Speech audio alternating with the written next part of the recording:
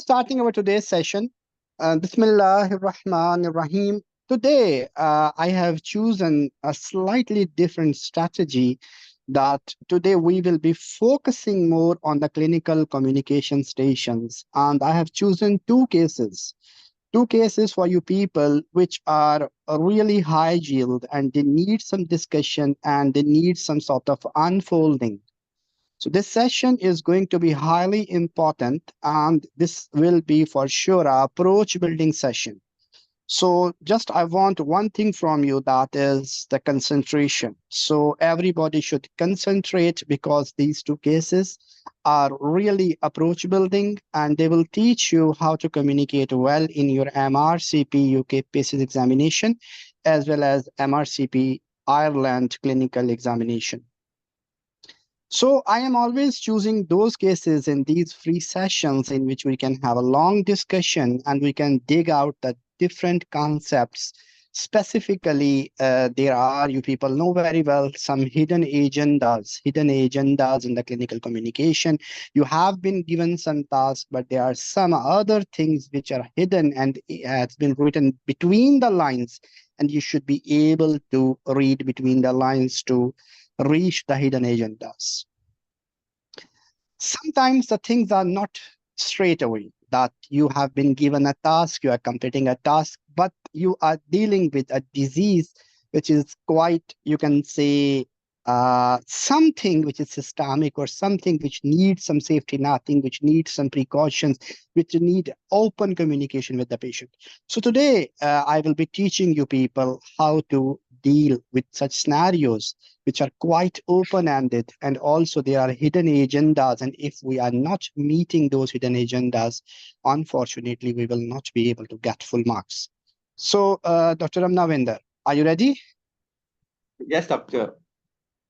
Okay, Dr. Ramnavinder, I am sharing the first scenario for you. First of all, you have to confirm for me that are you able to Yeah, read my screen? yeah, I can see the slide. Is it clear or there is some blurring in the screen? No, it's clear. Okay. So I am giving you scenarios, the two clinical communication scenarios, and for each scenario, you will be given total 10 minutes with your patient, and you have to complete your task. And at the end of each case, I will be giving you your thorough feedback. Okay. Yeah, And while you are doing the case, I will prompt you at about 8 minutes. So giving you some time to prepare this case, and then we will be going ahead.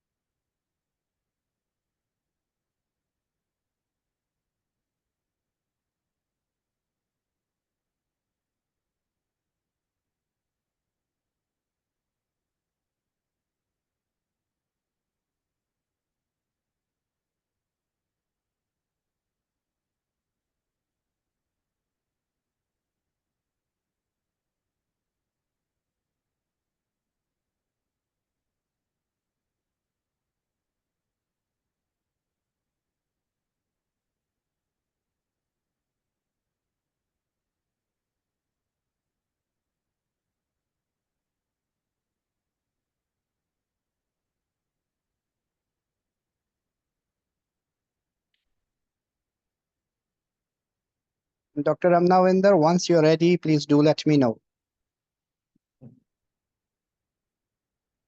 Uh, yeah, I'm ready.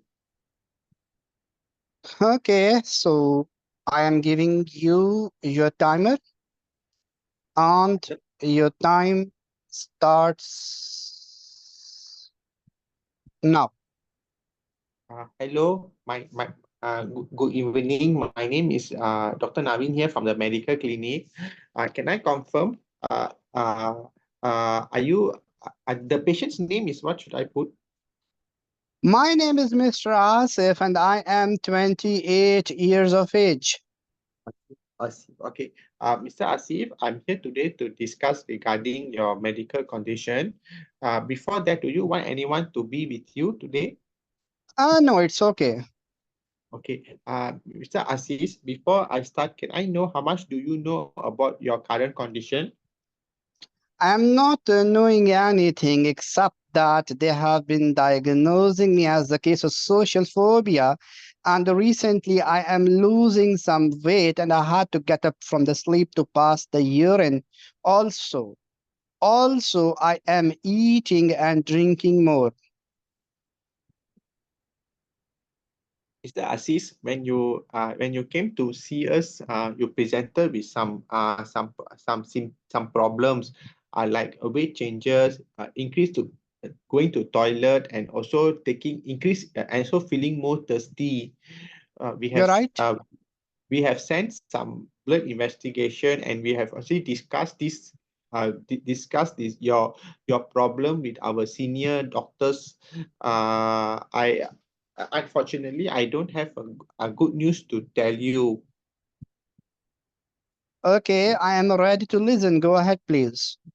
Mr. Aziz, putting all together, we feel that you have a condition that is known as diabetes mellitus type 1. Please don't be afraid of the term. Uh, you have a condition in which I'll draw the pancreas and then explain to the patient that there is a gland in your tummy Mm-hmm, which produce something which produce a protein called insulin. mm-hmm, However, in your condition, there is lack of production of this protein known as insulin. mm-hmm. Are you getting me at the moment? I'm getting you, but I'm quite confused because my grandparents were having diabetes. I'm quite young. Uh, Mr. Aziz, I will get to your concern in a while. I will explain that the insulin the protein known as insulin is very important to control your sugar level in the body. However, you are lacking of this protein or insulin that causing you to have all these symptoms. Okay. Okay. So do you think that this is curable? Mr. Ashish, this is not curable, but it is can be well controlled with proper follow up and also taking medication. Mm-hmm, This condition usually occur because your defense mechanism in your body is misdirected, and it attack mm-hmm, your own body, causing the gland in your tummy, which is known as the pancreas, not functioning properly. mm-hmm, Okay. At the moment, at the moment, your condition can be treated very well by we giving you insulin therapy. mm-hmm. Okay, this insulin therapy will be injected 4 times in your will be injected 4 times in your body, around the It is tummy, not around the tummy. possible for me to get the injections 4 times a day. Okay. You can give Mr. me Mr. any medication or tablet format. Mr. Aziz, your problem will not get solved because by taking of tablet medication, because your gland in the body does not respond to the tablet medication. It responds very well with injection therapy. But I'm not ready to take it. Uh, Please give me some alternative. okay, Mr. Asif, can I know why you are afraid of injection therapy? First thing, which is quite pertinent, is that I am having social phobia, and you know it very well. It is not possible for me to inject this insulin like my grandparents in front of everybody. Okay. Mr. Aziz, your injection actually is a very small pen. I will show you in a while with a very small injection, a very small needle, which can be easily injected at the tummy area. You can also But do it in. You everybody will can. be seeing it. I don't Uh, want that people should see it and know that I am having diabetes. Mr. Asif, you can always inject in the pantry or in any hidden area in your office or in your working area. Nobody will know that you have this. You are injecting it, and it's actually a very small pen, and you can easily keep it in your pocket.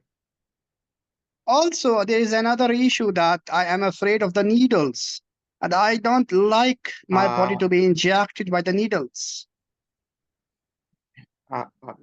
Mr. Arif, at current moment, our injection, the needles are very small and is almost painless painless when you inject.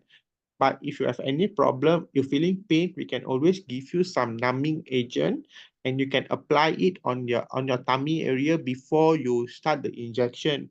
I assure you that the pain is very bearable and we have many patients with similar problem like you doing very well with injection therapy. Again, the needle, even Yes. if it is small, it need to be pierced inside my skin. And if you're giving some numbing agent, again, I need to, apply it by the injection. And I am having quite a big fear of injections. Uh, uh, Mr. Aziz, actually we have other options available like insulin pump, but is not easily available in our center.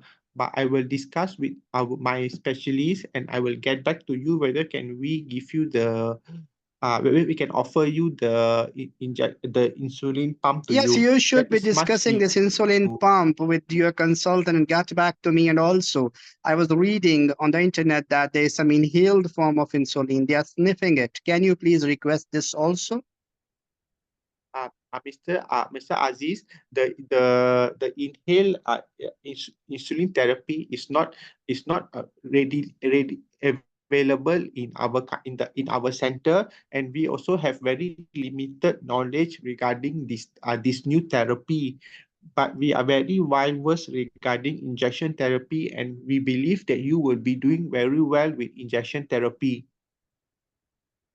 Okay, I will be considering it after discussing with my family because, this is a needle phobia in my mind, and you should be addressing it with your consultant, and you are left with 2 minutes from now. Okay, Mr. Azif, do you have any concern for me now? No concerns at all.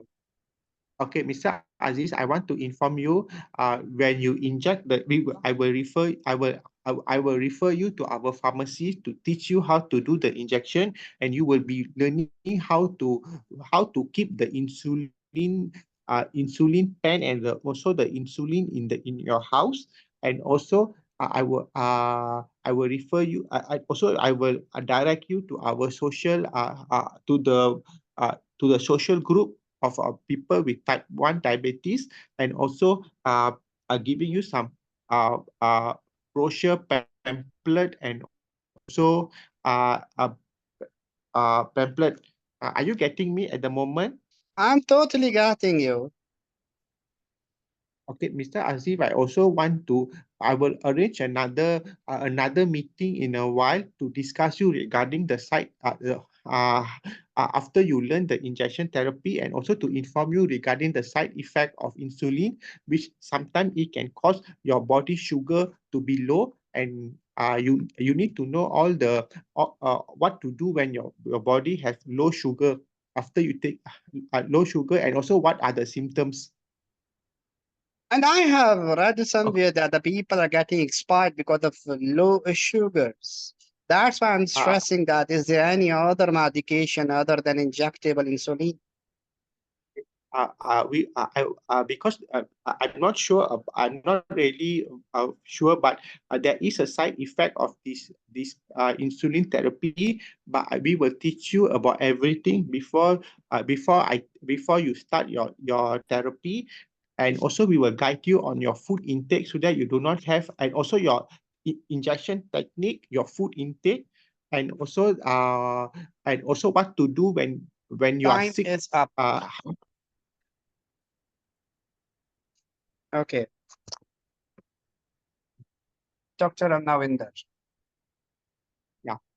This was the scenario of the counseling of the disease as well as its management, and we need to read between the lines. Okay, and I will be guiding you and teaching you how to deal with such a broad scenarios in which you have to talk about diabetes or any chronic disease. Along with that, you need to discuss the management options, not only the pharmacological one, but also non-pharmacological one and plus minus surgical one. But one thing is very sure that we should be sticking to a task that is an injectable form of insulin. We should not be giving any other option like insulin pump, like inhaled format insulin or any oral medications. The task is to counsel the patient for injectable form of insulin. And we need to manage all the concerns of the patient in a logical fashion. Okay. So I Yes, am doctor. again sharing the screen for you. So are you able to see the scenario again in front of your screen? Yeah, I'm able to see. Okay, so this male, let's read the scenario. This male is relatively a young male having social phobia, presented with weight loss, increased urination, appetite, and thirst after complete evaluation. He has been diagnosed as a case of type 1 diabetes, and patient is quite concerned about his symptoms. And my task is to counsel regarding the diagnosis. Number one task is diagnosis, diagnosis, diagnosis. Second is injectable form of insulin, two insulins they are giving. And last is lifestyle modifications. So my case is revolving directly around diagnosis. Number two is treatment. Number three is lifestyle modification. So let's first roughly plan the scenario. Let's plan the scenario quite roughly. By roughly, I means that like I am writing down on the paper when I am sitting outside the examination hall exactly what pathway I should be adopting to get full marks in the scenario. So what I am writing the patient's introduction, then I am talking about something called the, start. That is of course, your introduction, patient introduction, then setting the rapport, setting the agenda, applying the eyes. Ultimately, I am explaining the diagnosis of the patient. In the short format, I am explaining about pathophysiology, then its clinical features, then its complications, then, of course, management options, then lifestyle modifications pertinent to it, not only diet, not only precautions, not only safety netting, rather also driving and the other things. Are you with me? Yes, doctor. Hello? Yes. Okay. Yes, doctor. So I can now, listen. now we are having only 10 minutes. We have to conclude our scenario in 10 minutes. And it is very important that we should be highly focused on the task. Remember that we need to manage the concerns in the exam. It is the not, you can say, you can say it is not complete, or this is not something which is, you can say, you will get marks if you are just, you can say, listening the concerns. We need to manage the concerns. We need to satisfy the patient in the end regarding his concerns. So first thing is the introduction. Hello, sir. Good morning. My name is Dr. Assam, one of the doctor in the clinic today. Am I speaking with Mr. Asif or Mr. X or Mr. Y? 28 years old? Yes, I am. Second thing is establishing the rapport. It is very important because it is not making any sense if we are talking directly about the disease.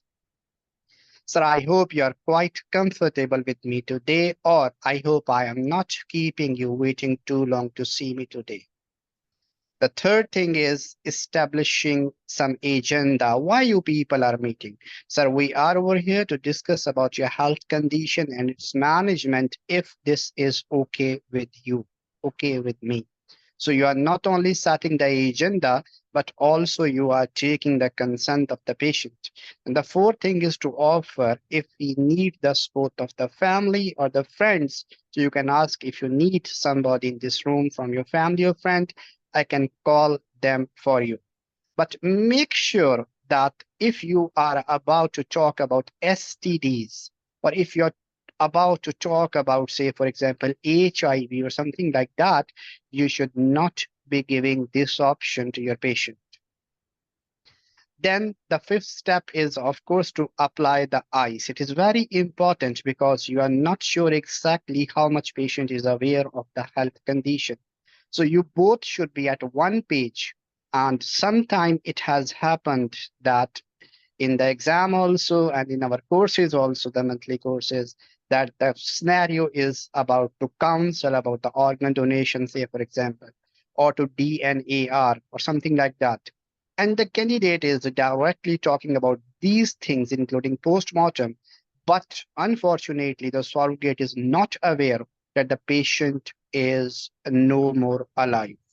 So it is very important that before you are going ahead towards your scenario, you should be having applying the ice. Dr. Ramnavinder, are you with me? Yeah, I can listen, doctor. Okay. So if my voice is getting low, do let me know. So idea is that what you have been told so far about your health condition. So he's saying to me that I am knowing the symptoms, but I am not sure about the diagnosis. So second question is any specific concerns or expectations from today's meeting? It is very important because sometimes your agenda is different and the patient agenda is different. Say, for example, patient is over here in your room to get some industrial compensation, say, for example. Say, for example, he is over here that you should be signing some insurance forms for him. But you are supposed to discuss about the health condition or its management.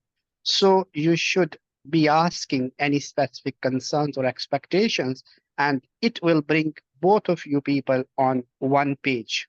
So you should be doing all this stuff to avoid any complications or so for the smooth running of your scenario. Any specific concerns or expectations from today's meeting. So you will be very clear that exactly in which direction your case will be going. Might be he is coining something that I am loving driving or I am, loving the sports cars. So I'm quite concerned that I have read somewhere that diabetes is not compatible with that or something like that. So you should be very comfortable that what are the main concerns. Last is EE for explanation. Now your task is started. And when you are starting your task, you should be quite comfortable not to use any medical jargon. And if with any mistake you are using the jargon, because we are human beings and there's always a slip of tongue, so immediately you should be translating it in common language. Sir, I appreciate your knowledge about your symptoms, that you're having these symptoms, and we have evaluated you completely, and we have diagnosed you as the case of type 1 diabetes. Don't bother by the magical term. This is a condition in which one gland of your body is not functioning well. I'm taking a pause over there, Dr. Ramnavinder. This scenario is not about breaking bad news. Are you with me? Yeah, The scenario about the chronic disease counseling, say, for example, multiple sclerosis, say, for example, we can say stroke, say, for example, Parkinson's, say, for example, this diabetes, hypertension, these are not breaking bad news scenarios. Breaking bad news scenarios are categorically those scenarios in which you are dealing with advanced cancer with very poor prognosis.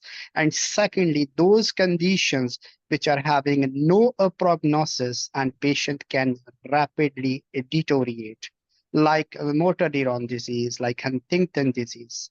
So this scenario, it was not about the breaking bad news, rather this scenario is about the counseling for chronic disease. So we are simply telling to the patient that you are having a condition called type 1 diabetes. Don't bother by the magical term. This is a condition in which one gland of your body called pancreas is not working well. Now, to get extra marks, to impress your surrogate, also in the real life, if you are having a clinical practice, to have a good satisfaction of the patient, the confidence of the patient, it is always creating a good impression if you can draw a sketch on the paper. So always make it a habit to draw a sketch. So you are drawing a sketch in which you are showing a gut of the patient, then you are showing a blood channel, then roughly you are drawing a pancreas, okay? And you are stating that this gland is under attack of the misdirected defense system leading to the destruction of this gland, pancreas. So you are marking over there on the paper. And this gland is producing a protein called insulin.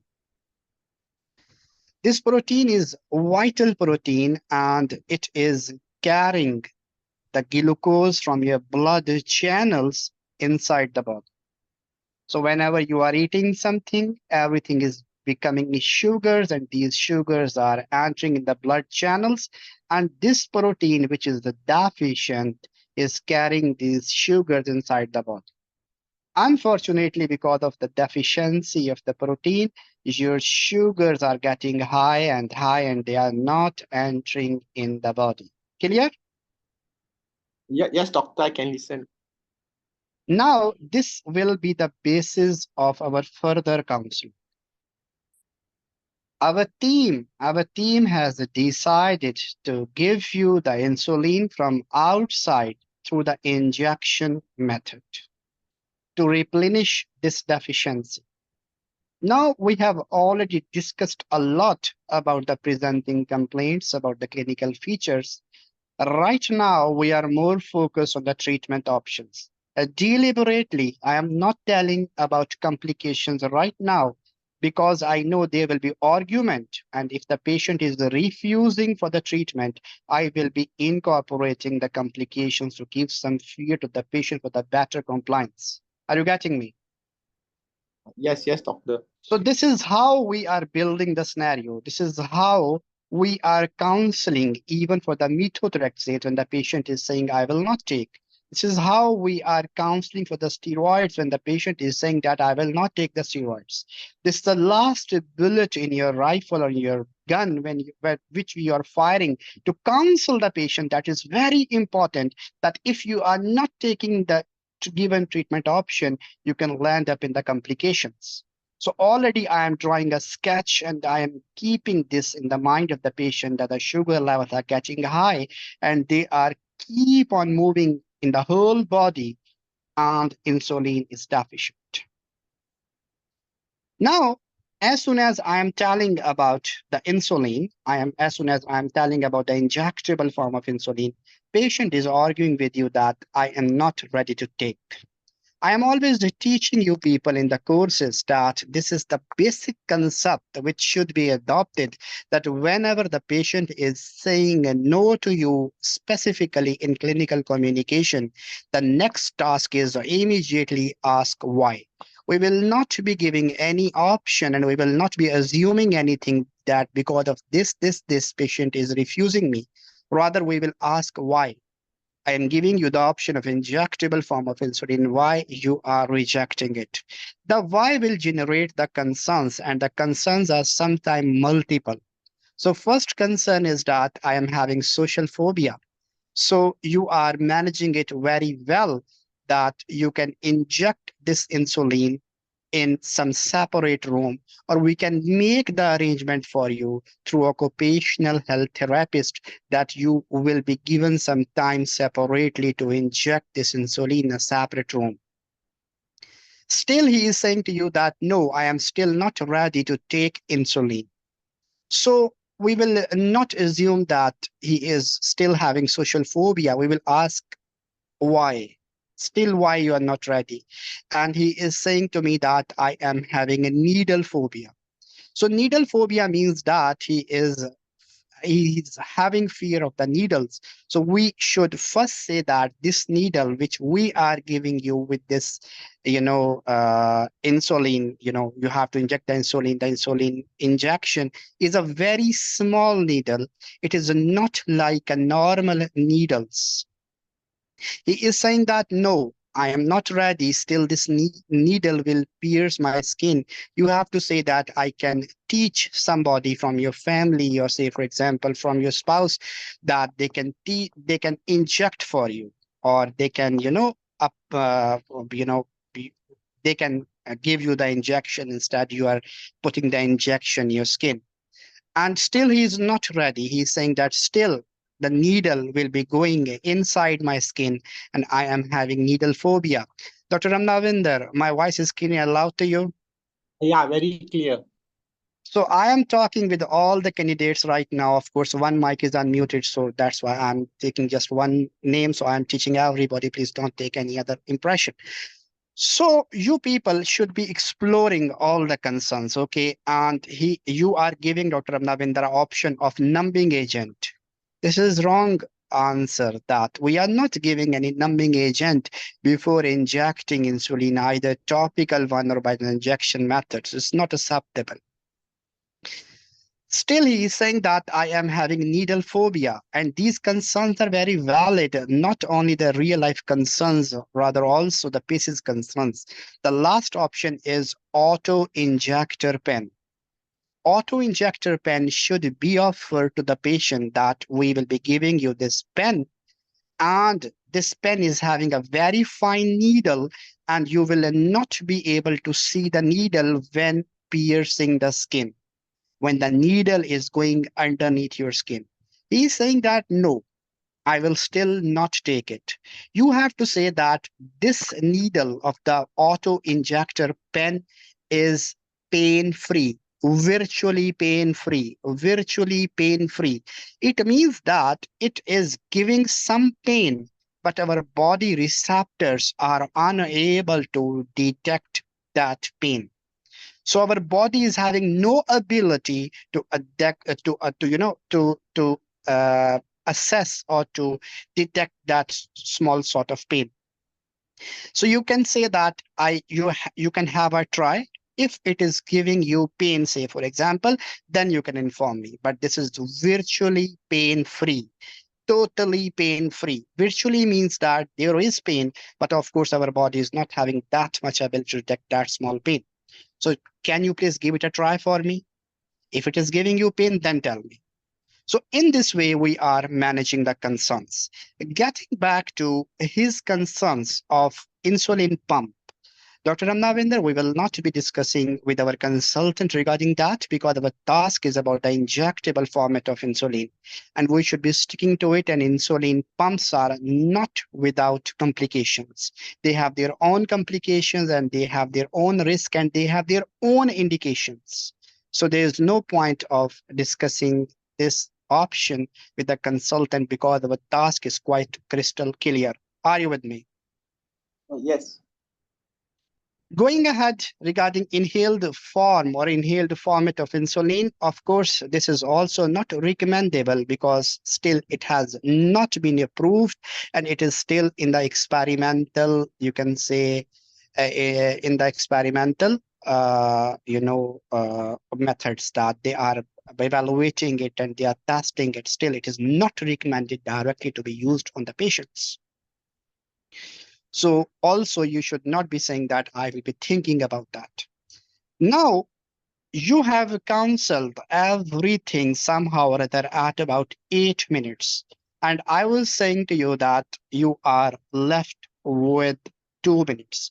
Now step back and think exactly what we are missing and what are the things we should be counseling to the patient, because this is the first interaction with the patient, and the patient is meeting you first time and might be last time. Might be he is not meeting you next time he's meeting some other doctor or GP.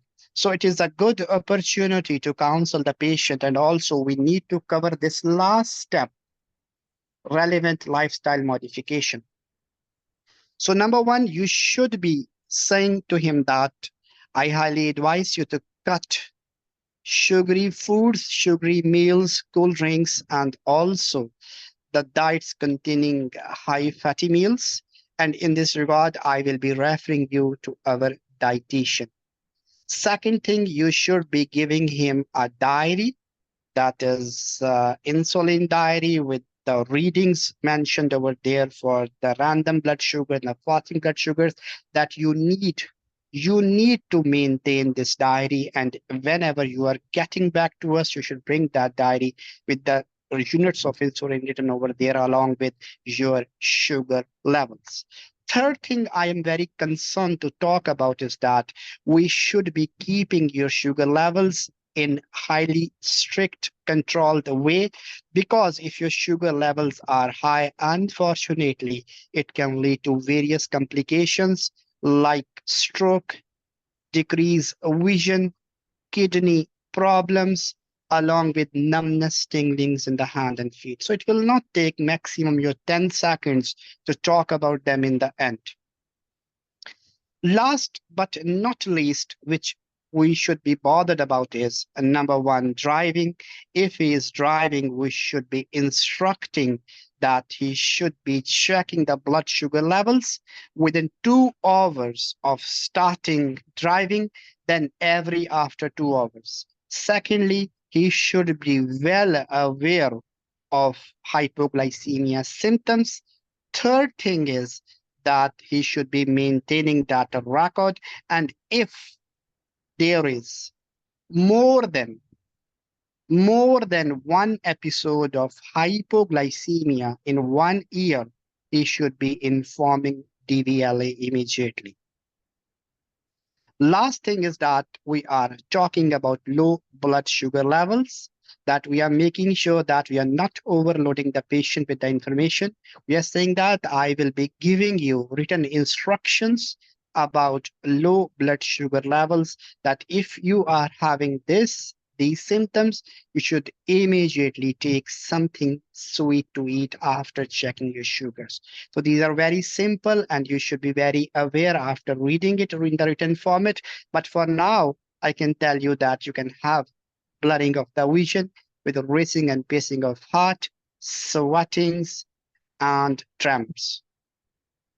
So this is the case.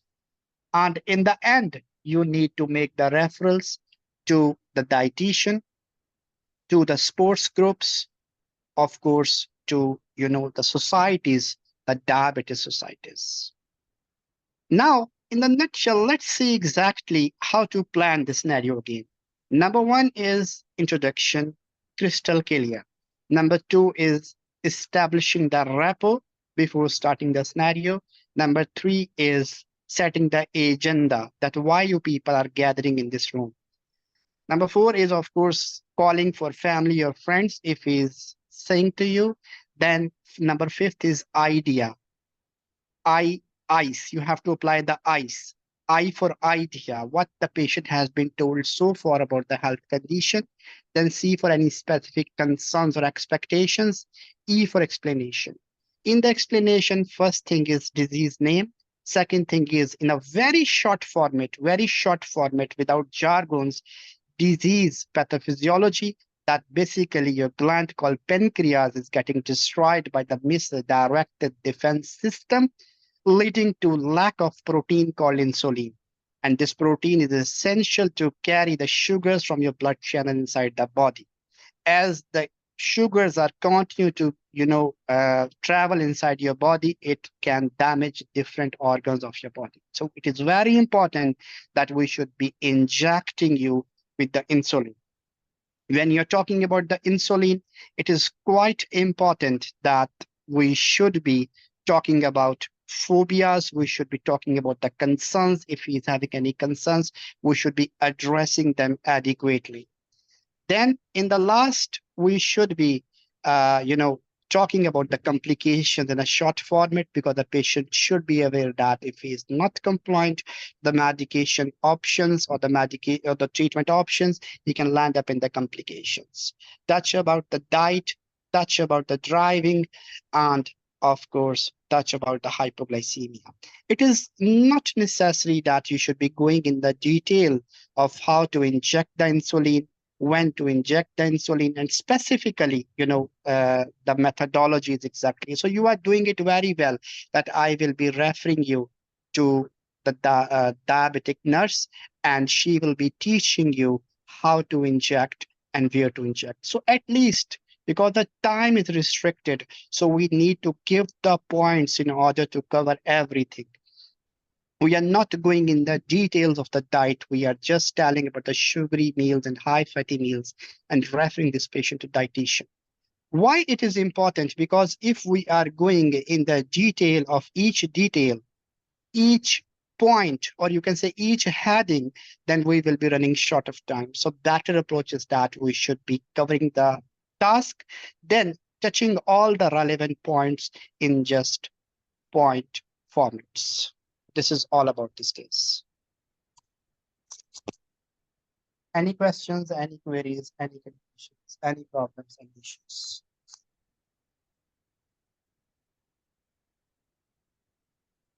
Anybody wants to ask any questions? AMJ, please unmute your mic.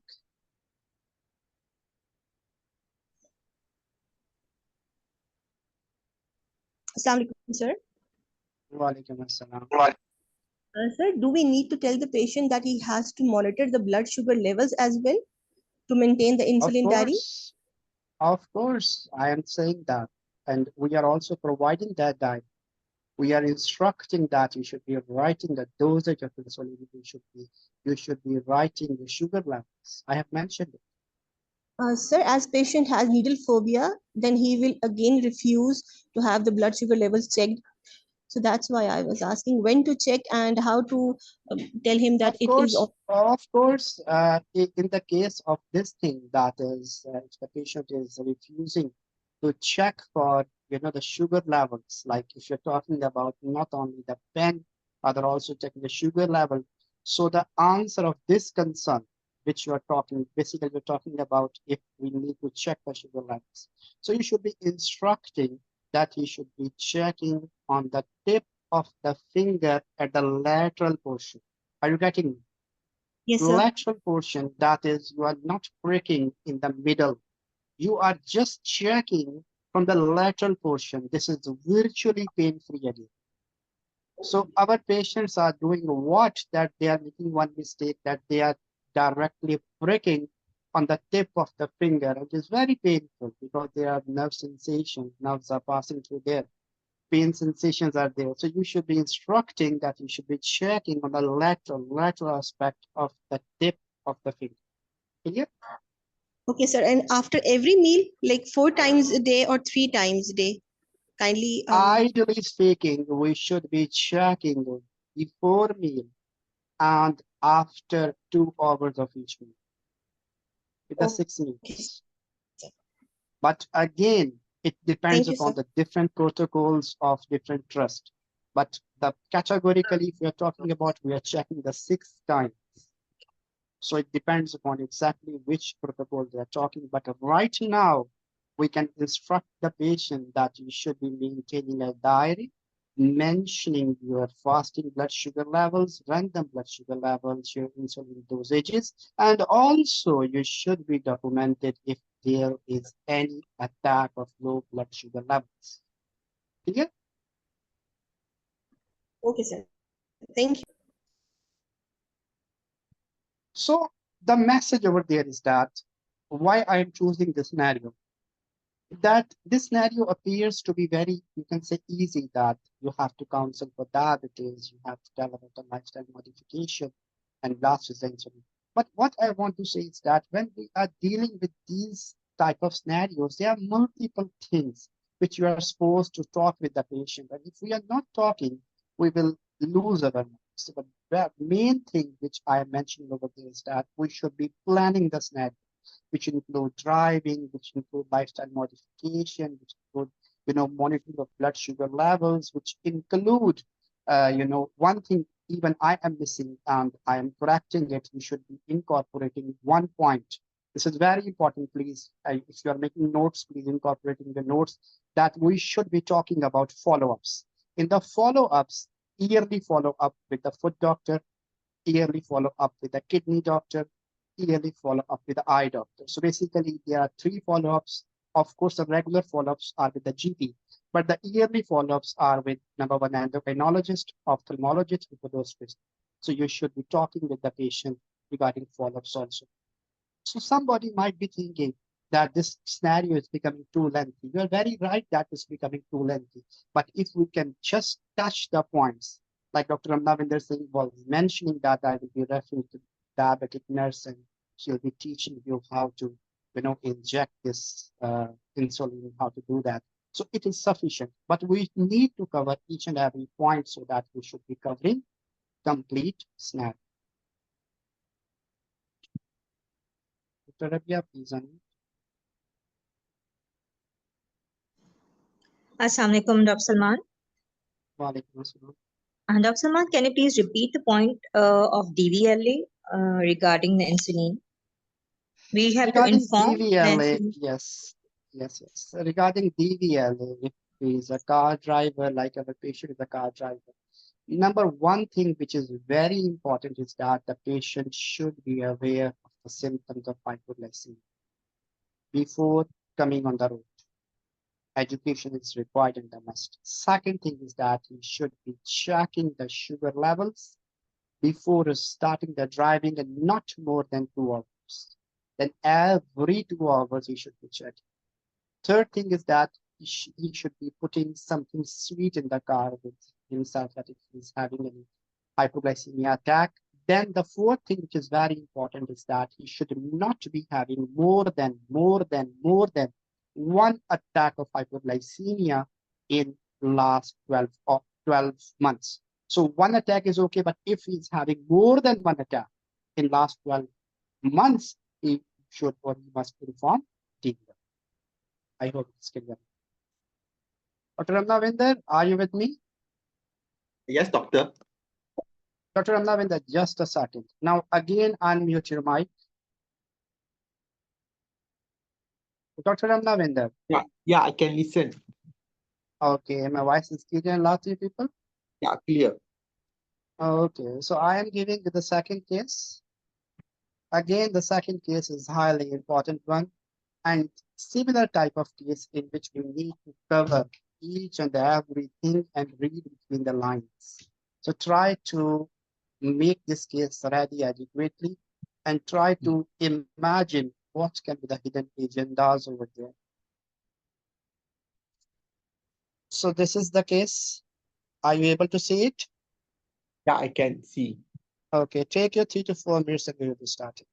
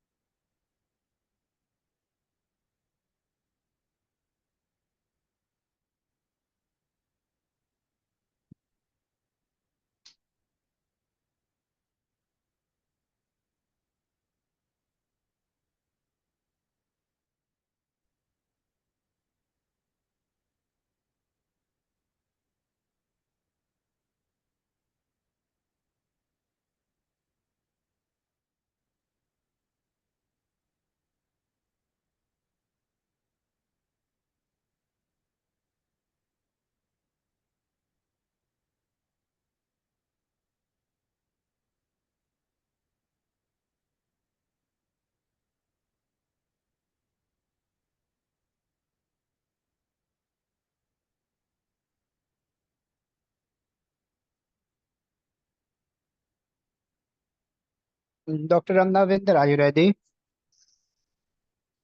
Yes, doctor, I'm ready. Okay, just a second, please.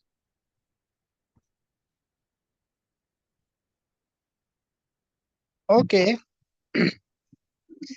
again, this type of scenario need a proper planning. Okay, without the proper planning, we will not be able to cover each and everything. And I can appreciate this fact that this scenario is also lengthy. So the better approach of these types of scenarios is that we should be telling the points in order to cover everything because we are having a very limited time. We're having only 10 minutes with the patient. So, Dr. Ramnavinder, I am giving you timer and you are having total 10 minutes and I will prompt you at 8 minutes. So I'm giving you timer and your time starts now. Hello, Dr. Zia. I'm Dr. Naveen here from the medical clinic. You must you must be very upset at the moment. Can we talk about can we talk and discuss about your condition? I feel that I have been devastated. I am in a really stressful condition.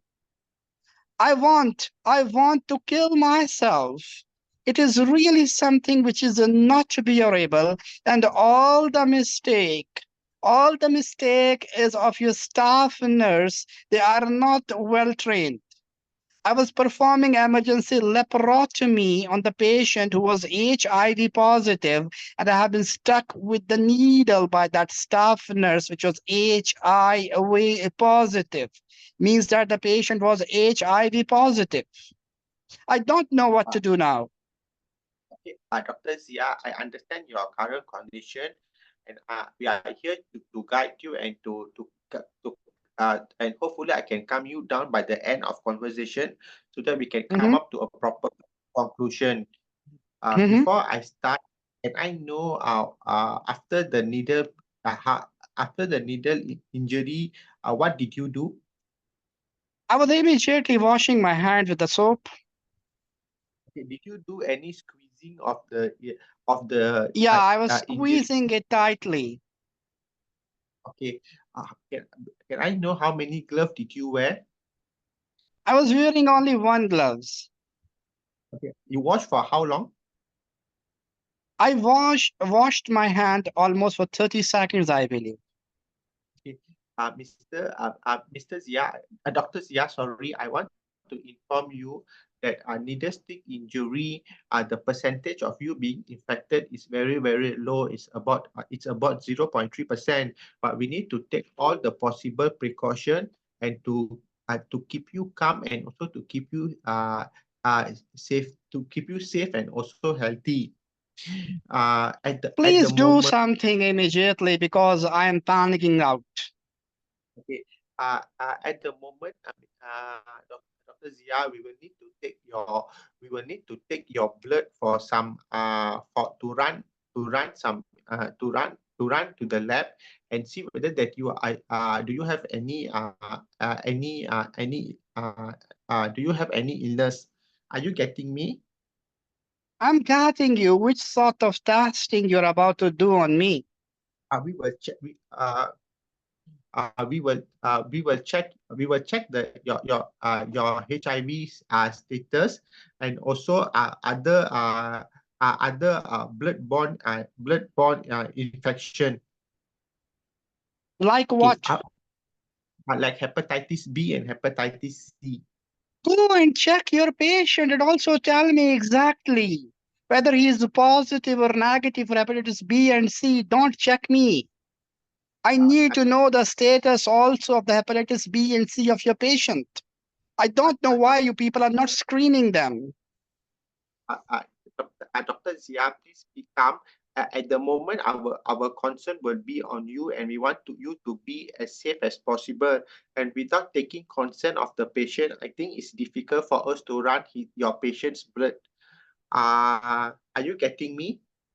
I'm getting you.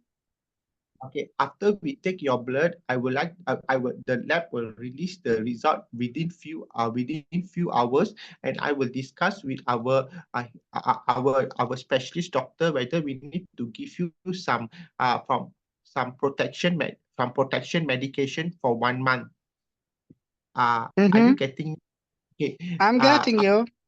Yeah, I hope you can be calm because the chance of getting infected is very low, but we will give you the full support and also if needed any treatment. Okay. At the moment, I feel that after we take your blood, I feel that you need to inform your superior that you got this needle stick injury, and unfortunately, you will not be able to perform any surgery or any clinical work at the moment. But if I am coming out to be negative today for these infections, will you be able to allow me to go ahead with the surgeries? I'm sorry, Dr. Zia, because the infection will take you about 2 weeks for it to see in your blood, to come out in your blood, to be seen in your blood. We will repeat one another about a month time, and then I will refer you to our occupational head doctor, in which he will guide you on further plan. At the moment, I will highly encourage you to do some non-clinical job like office job. It's very difficult if you are saying to a surgeon that you should be doing the office work with the files, and I'm Yeah. quite passionate about the surgery. Mr. Dr. Jia, this is temporary and it will be good. It will be a good approach for you and also to other patients. And I believe that you do not want any infected doctor to treat you as well, to do an operation What on you. should be the follow-up protocol for this needle stick injury? We you will need to follow up in 1 month, 3 months, and likely another 6 months. But all these will be informed you by the occupational health doctor. Okay, Okay. Can I continue, Dr. Zia? for sure you can. I am really keen to listen to you because this is quite stressful condition for me. Dr. Zia, are you married at the moment? I'm married. Dr. Zia, for now onwards, I will encourage you to have protection if you are doing any if you are having any sexual contact with your wife, because we are afraid that you might spread the disease to your wife. But she will Please, ask me exactly why I'm using protection. if you can always inform her that you have this needle stick injury, and for precaution, you will need to use the precaution method at the moment. For how long I will be restricted from unprotected sexual intercourse along with surgeries? Okay. Because your blood investigation is not out, and then we need to follow you up on a monthly basis. From now onwards, please use protection until the occupational head doctor inform you on further plan. Are you Okay, getting? And also, I'm totally getting you. and at the moment, if possible, please do not share any sharp instrument like shaving or any needle cutter with anyone, because this also can be a source of spreading illness. For sure, you're right. Okay. Dr. Zia, do you have any concern at the moment? Yes, I am having multiple concerns. Of course, the Yeah. first concern is that do you think that HIV is treatable? HIV is very, very treatable with good medication and follow up. And we have a lot I of have patients another who is. concern Yes. that how many chances are there that I can get HIV or hepatitis B and C, which you're talking about? uh, uh, I feel it's about 0.3 to 3%, but the 0. About the if I'm not mistaken, it's about 0.3 to 3%. Okay. Any other concern, Dr. Any Zia? any instructions or any precautions or any guidance regarding hepatitis B and C, because you're talking a lot about them? Okay. Uh, uh, uh, uh, Dr. Zia, this hepatitis B and hepatitis C is also transmitted to, can be transferred to needle stick, and you can always use the same precaution like what I told you regarding this HIV precaution. It always works at the same way. I believe that you And should be testing your patient right now so that I should be aware exactly if he's having hepatitis B or C or not. Dr. Zia, for us to perform all this screening, we need to ask the patient's concern. And at the moment, patient is unable to give concern and it's difficult for us to run his blood. But I assure you that if we will discuss with my specialist and get back to you on that. Okay, and your time Any is other up. concern, Mr. Zia? No concerns. Time is up. Okay, Dr. Ramdavinder. Yeah. This was again a scenario which needed discussion and slightly, we can say that, challenging scenario because too much information is there and too much information need to be conveyed to the patient. We should be keeping in mind that the patient treatment is not allowed also. We should be making it sure that even if the patient is a doctor or a staff nurse, we should not be using any medical jargons. Medical jargons are avoided at any cost, okay? So basically, by the medical jargons, we mean the medical terminologies. Even if you're talking with a doctor or a staff nurse, make sure that we should avoid it because it is written on your mark sheet that the candidate is using medical jargons or not. Are you with me? Yes, doctor. Okay. So the second thing is that this scenario is having some complexities, and I will try my level best to explain to you. And this is, of course, a lengthy scenario. So we should be doing the counseling in the point of formats, like we should be using small sentences to cover the detailed scenario. Okay. So let's read the scenario. This patient, let me share the screen again for you people. Are you able to see it, Dr. Ramnavinder? I Dr. haven't seen Ramnavinder. yet. And now can see. Okay, so this patient is relatively a young male and specialty registrar in general surgery, and he's a doctor by profession. Received a needle stick injury from HIV positive patient, HIV positive patient, HIV positive patient. So it has happened during emergency laparotomy. It means that there is something to talk about incident report also. He's quite distressed, anxious on this incident, and my task is to counsel him completely regarding the management of needle stick injury and address all his concerns. So this is the scenario which we need to talk about. Remember that the task is the management of needle stick injury. The task is not only to manage HIV exposure, okay? So task is to manage needle stick injury. And needle stick injury is having its own guidelines in the NHS and the other societies. We should be following it. So how to plan the scenario, how to go ahead with the scenario.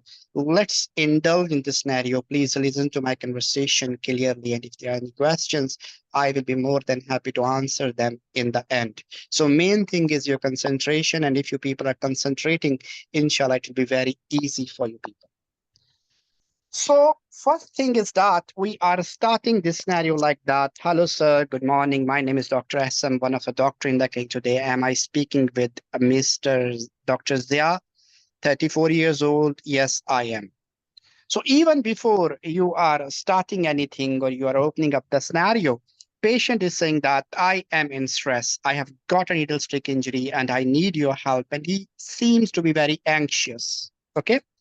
So you should be reassuring that, sir, your concerns are very valid and your anxiousness is very important to me. And I will be trying my level best to help you out in this regard. You should first stay calm, sit over there, have a glass of water. Then say that this needle stick injury is a manageable thing and I will be guiding you exactly how to deal with it. Your concerns, your worry, and your anxiousness is quite explainable. So you should be empathetic, you should be sympathetic, you should be telling to the patient that your concerns or your anxiety or you can say your stress is justifiable. Okay, Yes, doctor. Dr. Ramnavinder? Okay.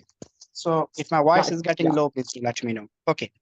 So then the next step is that you should be saying that, sir, there is some chances of transmission of some infections through needle stick injury, and there are almost 0.3% chances of transmission of HIV. Again, I'm repeating 0.3% chances of HIV, 3% chances of HCV, and 30% chances of HBV. Again, I am repeating for you people because I am also teaching you, you people, instead of doing just a counseling.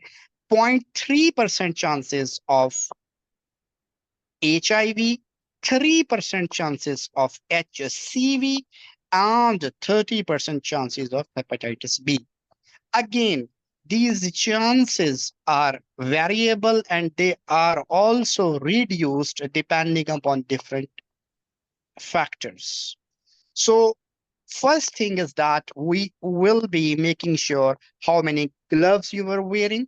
Were you squeezing the finger after the needle stick injury or not? Were you washing it with the soap water or not? What was the bore of the needle which was piercing the skin? Also, in how much depth the needle was piercing it and whether there was any bleeding or not. So now there are two options. First option is that we can ask it in a question format, like you are asking how many gloves you were wearing, or you were asking about whether you were washing the hand or not, whether you were squeezing the finger or not. So the better approach is that, which I am suggesting to my students, is that you should be just telling to the patient. Why? Because number one, there is written over there the history taking is not allowed. So better on the safe side is that we should not be asking that question. Second thing is that patient is already in stress. So what we can say in the scenario is that there are 0.3% chances of HIV, 3% chances of HCV, 30% chances of HBV.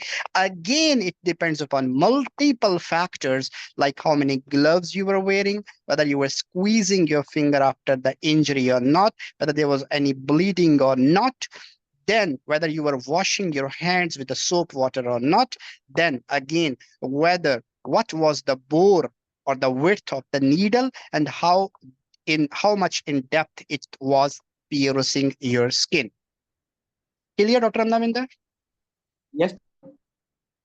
So we are showing our knowledge that we are well aware that the risk factors are, dependent upon multiple factors, and we are discussing them all. Second thing is that we are having still a journal approach. By general approach, I mean that we are covering the three pillars of needle stick injury. Number one is HIV, number three is HBV, number three is HCV. So we are doing a second thing over there that today, right now, I will be taking up your blood samples to check for HIV, HBV, and HCV status. Patient can ask you, I mean, the doctor can ask you, the staff nurse can ask you why. So the answer of why is that if he is right now coming out to be negative for these infections, and then later on coming out to be positive, he can get compensation. Okay. Second thing is that your answer is very valid. The doctor is saying to you that go ahead and check the patient for HBV and HCV also. So patient is already HIV positive. This is what our scenario is saying. Whether he is HBV and HCV positive or negative, at least they are not telling us in the scenario. I'm talking about the scenario. So right now, we will not be testing the patient. We will be testing our doctor right now. Why? Because if we are testing the patient for HBV and HCV because the doctor has got a needle stick injury, this is not according to ethics, number one. Number two, it will break the confidentiality. So you are testing the patient right now. In the night, you will got a call from your colleague that tell me whether this patient is negative or positive for HBV and HCV. So we are not testing the patient. And also we need consent from the patient to test. Yes, if there is any indication to test the patient, then we can test. But again, we cannot leak the results because, of course, this is against the patient confidentiality. So we are testing our doctor right now, and if he is a negative today and unfortunately getting out to be positive later on as the result of seroconversion, so he will get compensation. Dr. Ramnavinder, voice is clear loud. Yeah, very clear, doctor. Good. Then still I am doing this scenario generally. I'm not touching the topic of HIV. We are advising him that you should not be doing any surgeries, any procedures, and we will be talking with HR and we will be talking with occupational health physician, see how we can adjust you in the non-clinical job or non-procedural job stack in which you don't have to deal with the patients, because right now might be he is in the window period in which all testing are coming out to be negative. Secondly, he should not be using the shops or sharing the shops. Specifically, Dr. Ramnavinder, nobody is exchanging the needles. Nobody doing like that. So we should be talking more about tweezers. We'll be talking more about, combs that we should be taking them, putting them separate from your family. Then the third thing is that you should be informing your wife about this incidence and you should be taking protection. Then going ahead, still I am repeating that I am doing a journal counseling. I'm not touching the topic of HIV, HBV or HCV. The other point is that we should be writing right now in a incident report, and we will be discussing it with the root cause analysis team, what has happened. Now, after that, we are dividing our scenario in three parts. Dr. Ramnavinder, are you with me? Yeah. Okay, so we are dividing our scenario in three parts. First is HIV, second is HCV, third is HBV. Regarding HIV, we need to give PEEP, post-exposure prophylaxis for this patient if he is presenting to us within 72 hours. So we are giving PEEP if the patient is presenting within 72 hours. So I don't think so that you people need to know about the PEEP or mention the scenario. But for now, say, for example, if you are having some interest in that, so I can tell you that right now we are giving PEEP is tenofovir 300 milligrams OD plus M-tricitabine 200 milligrams OD plus you have two options. Either you are going for reltigravir or you are going for dolutegravir. So you have to choose between two, any one of them. So again, I'm repeating in the PEEP, if the patient is presenting within 72 hours of needle stick injury, we are giving PEEP post-exposure prophylaxis of HIV for next 28 days or 4 weeks. So what is the regime? Number one is tenofovir 300 milligrams OD plus tricitabine 200 milligrams OD plus. In the plus, now you have two options. Either choose raltegravir 400 milligrams BD or dolutegravir 500 milligrams OD. So three drugs you are giving, and you have to give them for 72 over 28 days. That is 4 weeks. But it is a must that the patient should present to you within 72 hours. Let's go ahead. Next thing which is very important over there is that how to follow up this patient. Remember that these follow-up guidelines are changing rapidly. So I will highly suggest that, because they have already changed twice or thrice previously, that you should be following it up according to nearby your exam. What are the latest NHS protocol? But for now, they are following the patient for HIV seroconversion. Number one, at 6 weeks. Number two, at 12 weeks. Plus minus at 6 months. This is the latest, protocol. But again, I'm suggesting that you should be checking it near your exam. So before years back, before my exam, this was a slightly different protocol. Then second thing is to talk about seroconversion of HIV. I think a day before yesterday, we were discussing in our course, Dr. Navinder, about acute HIV. So acute HIV symptoms are fevers, loose motions, lumps and bumps, rash, oral sores. So if you are having these symptoms anytime in this time duration, immediately get back to us. It means that he's becoming HIV positive. So you need to start now the proper treatment. Second thing is PEEP side effects, that if you are getting any bad tummy pain, that is, they are causing pancreatitis, rash, vomiting, loose motion, and swelling on the skin, lipodystrophy they are doing. So you should immediately get back to us. Again, I'm repeating, acute HIV, fevers, oral sores, rash, sore throat, lumps and bumps. It means that seroconversion has been done, and you should immediately inform us. Second is the PEEP side effects, that is loose motions, vomitings, lipodystrophy, and pancreatitis.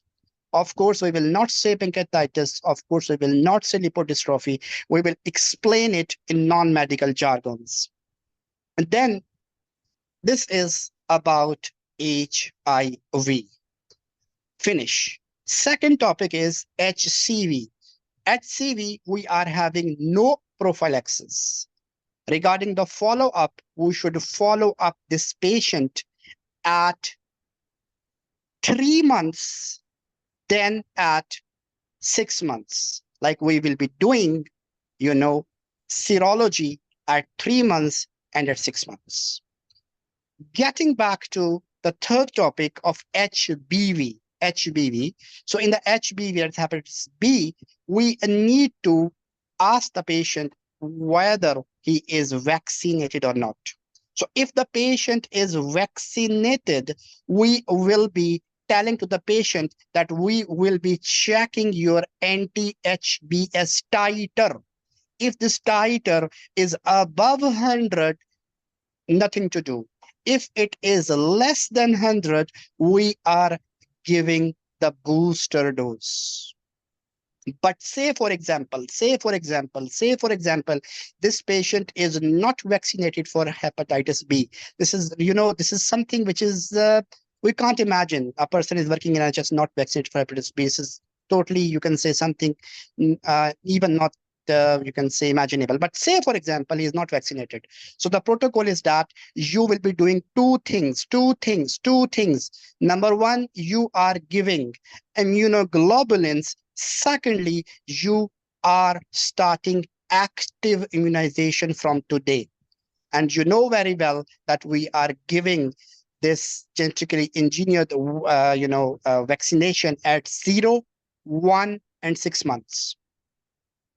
Follow-up of HBV is same like HCV, that is at 3 months and at 6 months. So I'm repeating again for hepatitis B. First thing is that whether he is vaccinated or not. If he is vaccinated, amazing. But we have to check anti-HBs titer. If this titer is above 100, good. If less than 100, just give a booster dose. Secondly, if this patient is not vaccinated, you have to do two things. Number one, you have to give immunoglobulins immediately. Second thing is that you have to start active immunization, which is given at 0 day, 1 month, 6 months. Follow protocol of hepatitis B is with the serology the same at 3 months and at 6 months. So at the 6 months, if all the serologies are coming out to be negative, so we can declare that our patient is free of the infections and he can resume the activities, the daily activities, and, means that the clinical work and, the unprotected sexual intercourse. So this is all about this case, and we need to do it first as a journal, then according to these 3 communicable diseases. In the end, you have to provide the brochures, leaflets, web addresses about the needle streak injuries, and make sure that you are involving HR, occupational physician, and make sure that you are writing the incident report, because this incident has happened inside your hospital. So let's summarize. Let's see exactly how to deal with this scenario. Again, the same thing, your introduction, patient introduction, setting the repos, setting the agenda, applying the ice. Ultimately, patient is in quite a distress. He is starting speaking at the first minute. So you have to listen. You have to offer tissue paper. You have to offer glass of water. You have to relax him by saying that there's really a minimal chances of transmission of these infection, 0.3% chance HIV, 3% chance HCV, and of course 30% chance HBV. Again, most of doctors are vaccinated for HBV. Then multiple factors are dependent. How many gloves you were wearing? Are you squeezing the blood out of the finger or not?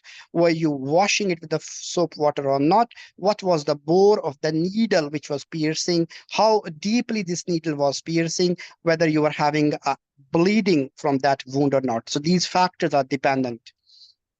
And then ultimately, you have to guide him about incident report that we are filing it. Then you have to say that today we are doing 3 testing, HIV, HBV, HCV. We will not be testing the patient without indication. Then if the patient is presenting within 72 hours, we need to start post-exposure prophylaxis for HIV. We need to talk about that it should be completed in 28 days, that is 4 weeks.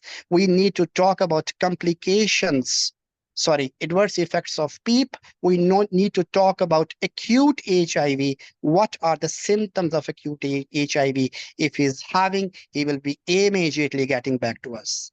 Then HCV, no prophylaxis. We need to follow it up at 6 and 12 months. Sorry, I'm forgetting about HIV follow-up, that we are following it up at 6 weeks, then 3 months, then 6 months. Regarding HBV, in HBV, we need to discuss about whether the patient is vaccinated or not.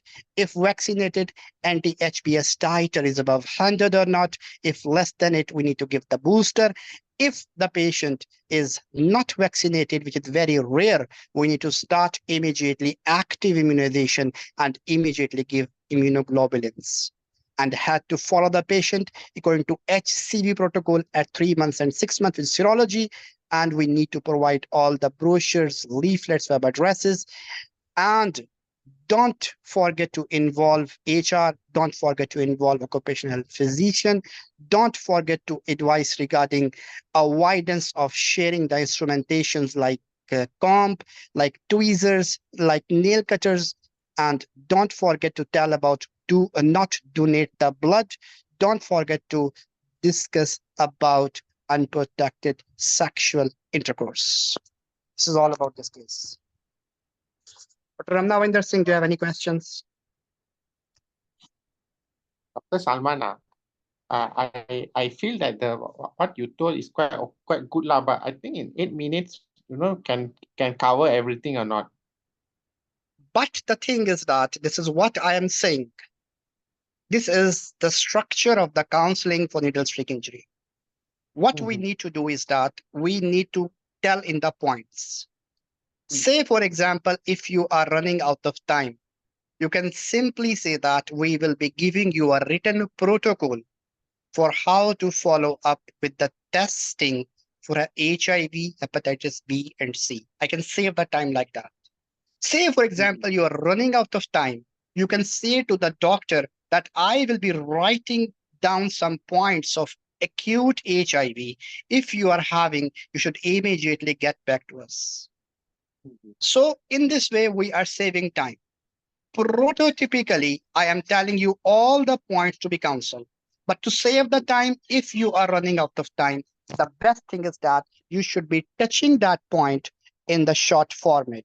Like you were touching in the last scenario, the point that I will be referring you the diabetic nurse, and she will be teaching you how to inject the insulin, where to inject the insulin, what are the protocols to check the blood sugar levels. So in this way, we are saving time. Clear? Yes, doctor. But if the candidate is not counseling for HBV and HCV in this scenario, he or she will lose marks because we are following up the protocol of the management of needle stick injury, which include all three and also the follow-ups of all three. Yes, difficulty is the time.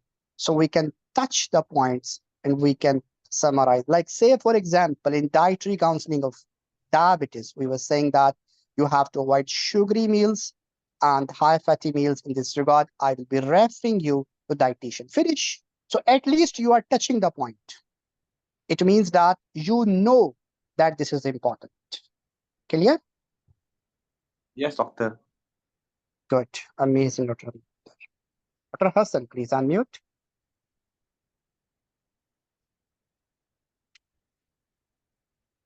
Dr. Hassan, do you have any question? Please unmute your mic. Hello? Yes, hello. Yes. Post-prophylactic medication for HIV, it is 100% prophylaxis or no? What do you mean to say? What do you mean to ask?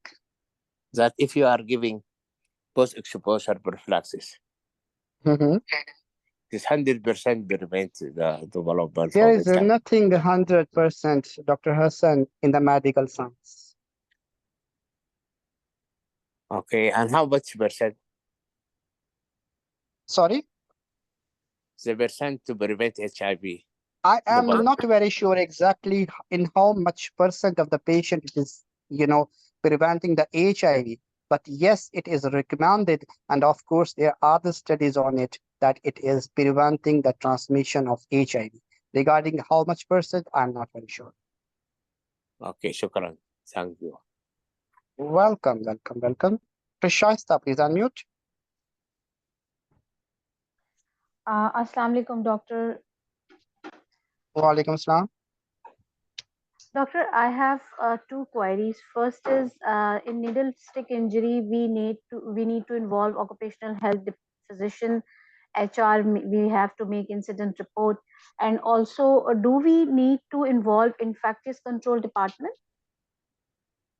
When you are discussing with the HR, when we are doing the incident report, when we are involving the occupational therapist, and when we are starting, of course, the PEEP, it means that ID team is automatically involved. Because when you are starting the PEEP, this is specifically the domain of ID teams. So should we, I mean, during our communication, should we mention this, that I'm going to involve, because No, there is a not no. Basic thing which is important in this case is the involvement of HR, involvement of occupational health physician, incident record. Yes, if you want to refine it more, you can say about ID teams also. because this is a Of matter course, of this is confidentiality. This is no. When the patient is having communicable disease with the doctor, you need to break this confidentiality for relevant specialties. okay. Other question is, sir, like in this is the communication, I mean, the needle stick injury from suspected, I mean, HIV patient. So should we talk about only HIV, about HIV, the safety nettings and follow-ups and all the things, or should we also talk about hepatitis B and C as well, like the vaccination We are status? talking about we are talking about hepatitis B and C also. These are according to latest injury guidelines. So we need to talk about all the virus like HIV, HPV, and HCV. Of course. Okay. And sir, you mentioned follow up for HIV 6 weeks, then 3 months, and then 6 months. Yes. 6 month is the last one is plus minus. Okay, Like 6 weeks, then some 3 months, and then yes. Main is 6 weeks, then 3 months. okay. Thank you, sir. Thank you so much. Welcome. Dr. Farooq, please unmute. Sir, thank you very much for this lovely session. I just wanted to ask if someone is having a needle stick injury from a patient and he is indeed suffering from hepatitis B and C, in the scenario it has been communicated that patient was having HIV. Does that not imply that he was not having hepatitis B and C? Also, if for the Your sake voice of is debate, if dropping. Dr. Farooq, please repeat your question. was having doctor gets injured. Dr. Farooq, there's some problem in your connection. Kindly please unmute your mic and ask your question again.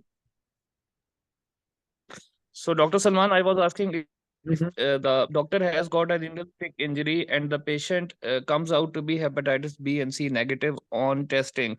So, is it a break of confidentiality if we tell the doctor that the patient was having hepatitis B and C because he has been directly affected by the disease? One, Of this was course, you one of my cannot. question. Mhm. Okay, okay. Go ahead. Okay, so this was my one question, and the other question was, so this was one my question. We are not supposed to break the patient confidentiality at any cost. Doctor is well aware when he is doing the procedure that the patient is HIV positive.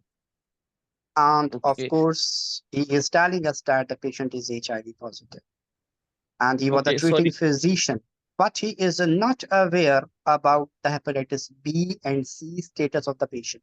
Also, according to scenario, we have not been provided any clue whether the patient is HBV or HCV positive or not. So, if I am testing the patient today regarding HBV and HCV, and the patient is, say, for example, positive, and I am telling this news to my doctor colleague, this will be the breakage of confidentiality of the patient, for sure. I hope this is clear now. Injury. Yes, sir, it's clear. Sir, Thank you. another question was, is it a medical error if someone gets a needle stick injury because it was not something that was deliberately done? This is not a medical error, Okay, so we but need to of course, find this that. need to be evaluated.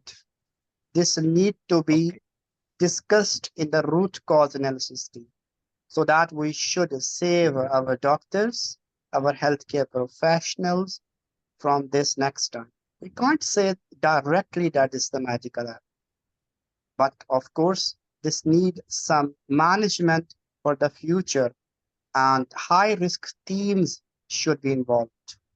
And we should have some formulations, or we can say some recommendation, that next time it should not be done, and it should be with a clear, communication. Why it is happening? Because of some miscommunication. Say, for example, doctor is seeing somewhere, staff is seeing somewhere, and she is giving a needle holder, and something is happening. So we should discuss it, and our high risk management teams, our root cause analysis team should be involved, discuss it, so that it should not be happening next time in the future to any healthcare professional. Hope this is clear now. Yes, sir. Thank you very With much. this, we are concluding our session. Welcome, Dr. Farooq. Thanks to all of you for the participation. Have a good day. Goodbye.